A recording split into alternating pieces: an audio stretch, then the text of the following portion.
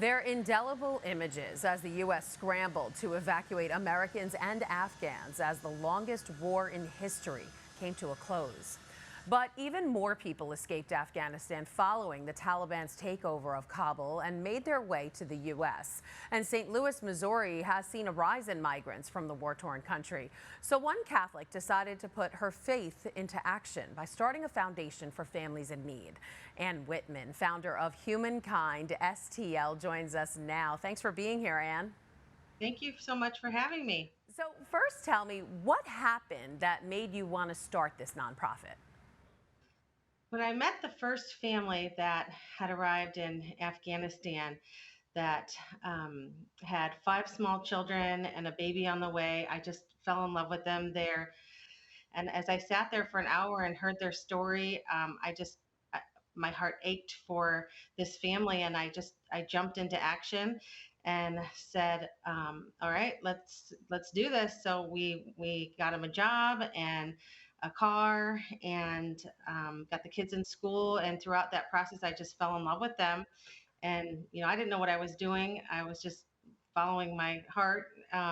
But as I quickly learned that they were the first of many, and so as I met more and more families, it just became apparent that all these families were going to have the same struggle with getting their new lives started. So I reached out to a bunch of my friends, four other Catholic women in St. Louis who have a servant's heart just like me, and we just started Humankind STL to help them, to be with them, to coordinate resources, to raise money, and Yeah. every day we're out there with them. And from what I've read, this is like a different kind of charity. You're not just holding events and raising money, which is, of course, is great, but you're getting personally involved. Tell us some of the everyday things that you do that people may not think the immigrants need help with.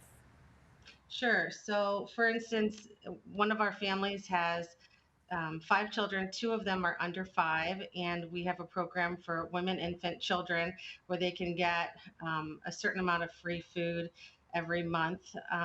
And so I took them to the WIC office, and the mom doesn't speak English, and the children don't speak English, but I just picked them up in my minivan, and we went to the office where we got the WIC benefits. And while we were sitting and waiting, I just opened up some board books, and we went over colors and shapes and animals, and Wow. they're just so happy to be with with me. So that's just kind of an example of us giving our time and our love, and every day we just figure it out together. That's so wonderful. And we know your charity started with helping the families who fled Afghanistan. But so many other cities, including New York and D.C., are experiencing an influx of migrants being bused from the southern border. What can people in these cities learn from you and your organization? The needs are all the same when you're starting over, and I say just show empathy and love, and don't judge, and listen and be open to what their needs are. I have found that they ask for help, and if you sit and listen, it's so easy for us to help. And New York is a city of immigrants, so everyone there should be so empathetic and ready to help, because a lot of them have been through it. Yeah, so you just need those volunteers to step up. Talk about the work you do with your church and how your parish has gotten involved. Yes, so we've actually gotten a lot of parishes involved, and we just asked for.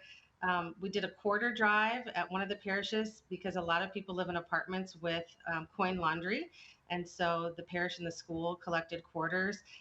We're doing a baby shower for. We have five pregnant Afghan women, and some of our eighth grade confirmation groups who need service hours reached out to me, and they're holding a baby shower.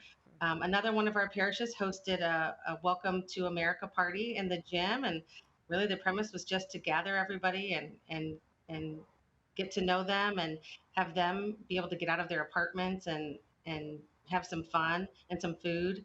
Um, of course, we reach out to our parishes for everyday things like car seats and bicycles and clothes and lunch boxes.